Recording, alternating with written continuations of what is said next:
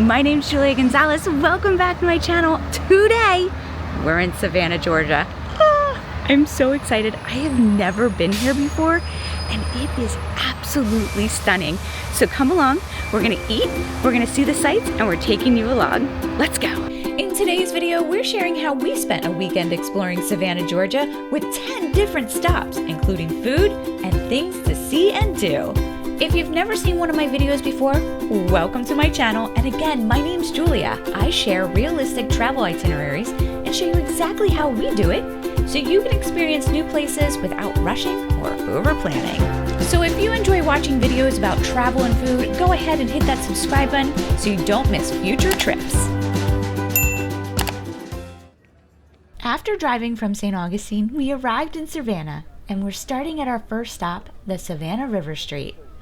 We're out for the evening and we're starting at the plant Riverside, which right back here was the original power plant built in 1912. And now it's like entertainment district. There's restaurants, bars, music, art. It's a fun vibe. So we go check it out. Savannah's riverfront, known as River Street, was once the city's economic lifeline. These buildings started as cotton warehouses, and the uneven stones underfoot are original ballast stones brought over by ships. Today, River Street is lively and social, but it's still an active working river with cargo ships passing by. It's one of the few places where Savannah's past and present exist side by side, and you can feel it as you walk.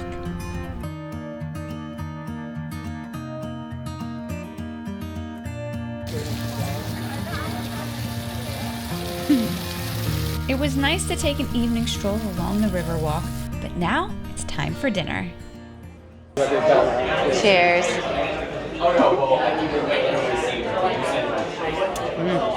It's very nice. That wine's from Portugal. So tonight we're at Vic's River Grill. What's really cool about this place is it is in an old cotton warehouse. So if you know anything about Savannah, which I'm learning, this cotton after the Revolutionary War was really important. It's what brought wealth to Savannah. So they are known for their southern dishes with a fun little twist. So we're excited to dig in. We're starting with the blue crab beignets. I'm going to put the lemon on. I'm going to show you how much Parmesan cheese is on top. And I'm going to dip it.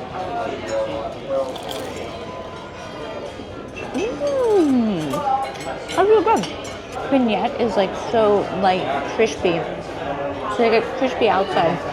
You get a warm, melty, crabby inside. I mean, hello. Southern comfort at its finest. We got some southern fried chicken, mac and cheese, and some collard greens. I really like the crispy meat on the outside, or the skin, crispy skin on the outside. It's super good.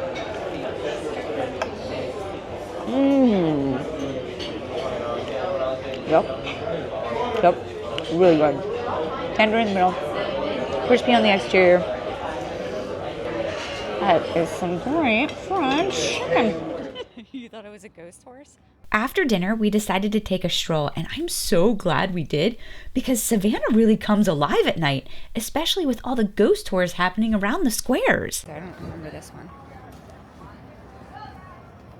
Okay, if I thought New York was lively, I feel like Savannah's very lively tonight. It's a Friday night. It's a Saturday night. Saturday night. It's Saturday night. And the city is alive with ghost tours and all sorts of people.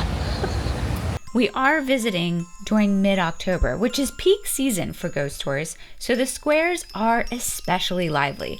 With that said, ghost tours happen year-round in Savannah. The city's long history and walkable layout make nighttime storytelling a big part of the experience.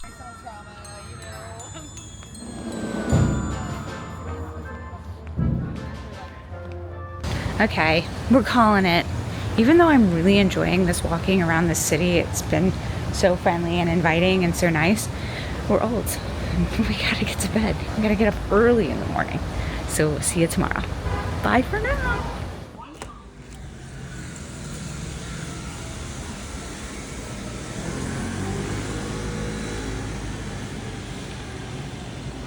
Well, good morning. We're starting off here in Savannah just perfectly with a good southern breakfast.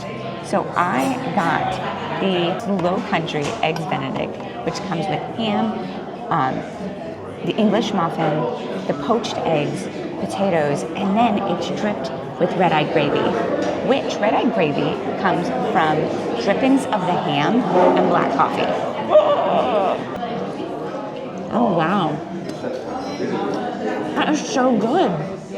Would prefer some more of that gravy. And everything's delicious. The ham is amazing. My husband enjoyed his biscuits and gravy as well. It was a great way to start our day. For our first stop this morning, we hopped in the car for a short 17-minute drive outside the city. So we just arrived to Wormsloe Historic Site. Heard it has beautiful trees. It might have some hiking. We're gonna go check it out. Let's go. Cars used to be allowed to drive through here, but to protect the oak trees and their roots, access is now limited, and visitors can admire the oak trees by tractor ride, bike, or by foot.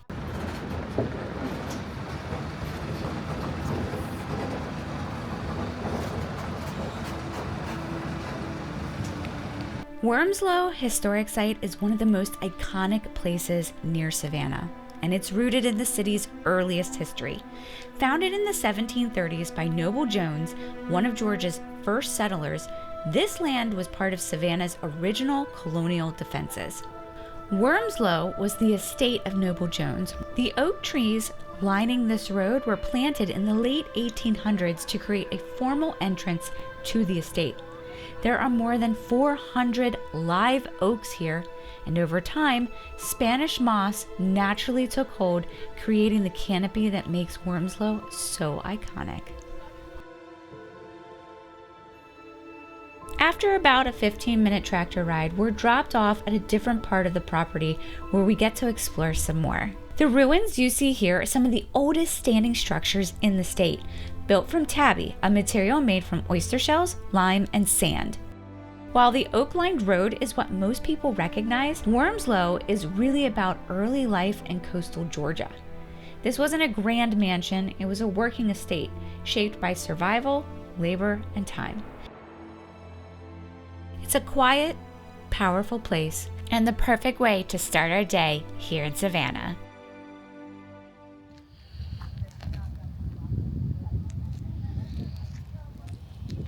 So we just arrived at the Bonaventure Cemetery. It's one of the most beautiful cemeteries in the country. So we're here to check it out. Bonaventure Cemetery is one of Savannah's most unforgettable places, known for its dramatic beauty and deep sense of history. Established in 1846, this cemetery sits along the Wilmington River and reflects a Victorian-era approach to burials, where mourning, memory, and landscape were meant to exist together. The live oaks, Spanish moss, and quiet paths create a space that feels peaceful rather than somber. Bonaventure invites you to slow down, walk quietly, and reflect, making it one of the most meaningful stops in Savannah. So after a quick 10 to 15 minute drive and a short break, we're back in downtown Savannah to start our walking adventure. It's a huge park. There's just people out walking, having picnics, playing volleyball. It's absolutely beautiful. Forsyth Park is Savannah's most iconic green space, and it's been part of the city since the 1840s. The famous fountain you see here was installed in 1858. And inspired by designs in Paris, making it one of the largest cast iron fountains in the country. This park wasn't designed just to look pretty. Its wide paths were meant for walking, socializing, and connecting Savannah's historic district to its southern neighborhoods. At the far end of the park stands a Civil War-era memorial added years after the war, a reminder that Savannah's history is layered and complicated. It's a beautiful park and a great way to start our walking adventure here in Savannah. So now we're walking to some of the squares around Savannah. There's 22 that you can visit. This one right here is Monterey Square. Savannah is built around 22 historic squares. And that's what gives the city its unique rhythm. They date back to 1733, when the city's founder designed Savannah so every neighborhood had a shared green space for gathering, defense, and daily life. Each square follows the same basic layout: paths, monuments, and surrounding historic buildings, but no two feel exactly alike. Some are quiet and residential, others are tied to major moments in Savannah's history. What makes this design special is how walkable it is. Instead of one central plaza, Savannah unfolds one square at a time, encouraging you to slow down and explore. Square hopping isn't just sightseeing here, it's how the city was meant to be experienced, step by step. All right, so this is the Chippewa Square, and this is where that opening scene of Forrest Gump was filmed, right over here.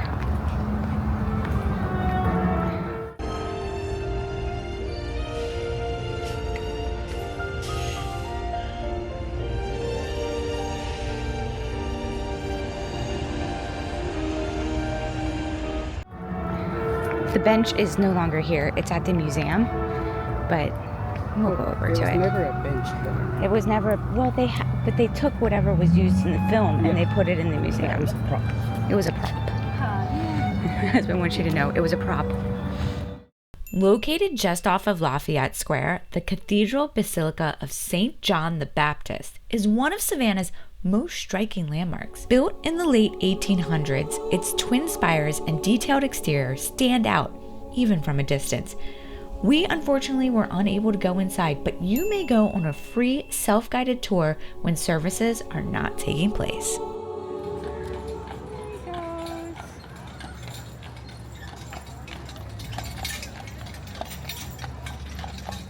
Fun fact, Juliette Gordon-Low was born here in Savannah, and this home later became the birthplace of the Girl Scouts.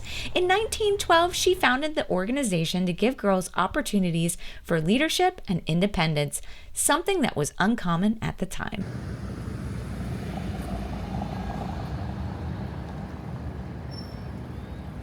So we're taking a little pause. So we just signed up for a tour at the Owens-Thomas House, which is right here. And why we picked this one is it's kind of nice. The tour was a little bit more expensive. It was $30 a person, which is more than what we saw in the other houses. But it also includes the Telfair Academy and the Jemison Center for free. So you get kind of 3 tours for the price of one. It's kind of nice. Or you could say it's like $10 each. So we have about 30 minutes and then we're gonna head over for a tour. The Owens-Thomas House is one of the most important historical homes in Savannah, not just for its architecture, but for the full story it tells. Built in the early 1800s, this home showcases refined Regency-style design. But what makes it truly significant is that it includes one of the best preserved urban slave quarters in the United States. Like many wealthy families in Savannah at the time, the Owens family benefited from slavery and did not advocate for its end. Their household depended on enslaved people, and that reality is central to understanding this site. Today, the house stands as a place of learning and reflection, reminding us that history is not just about who lived in these grand homes, but about the lives that made them possible.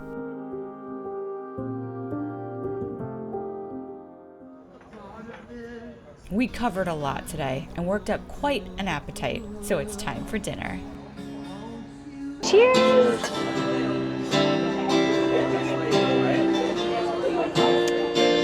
That's delicious.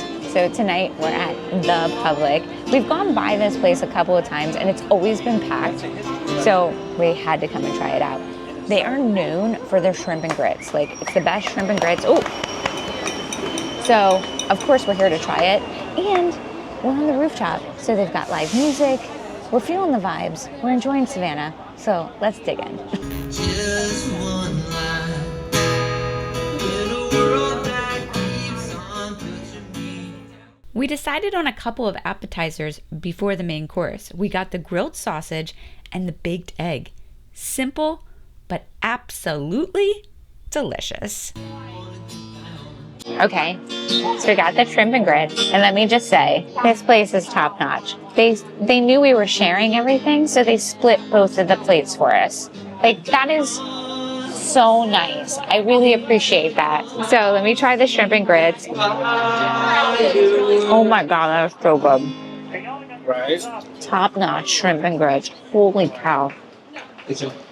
That shrimp is so delicious. Like the freshest of the fresh shrimp, but the grits aren't like, the grits are just like perfect. Like not soggy grits, like they're good grits. Tons of flavor. Tons of flavor. Spicy, a little spicy. Perfect. Oh yeah, I forgot about that. Where were we at? It's hot. I was expecting it to be cooled off because they brought it out separate. Yeah. Sausage. Oh my gosh, it's so good. Full flavor. Oh my god. This is why this place is always packed. It's absolutely delicious. The service is amazing. Savannah, I'm in love. I'm in love.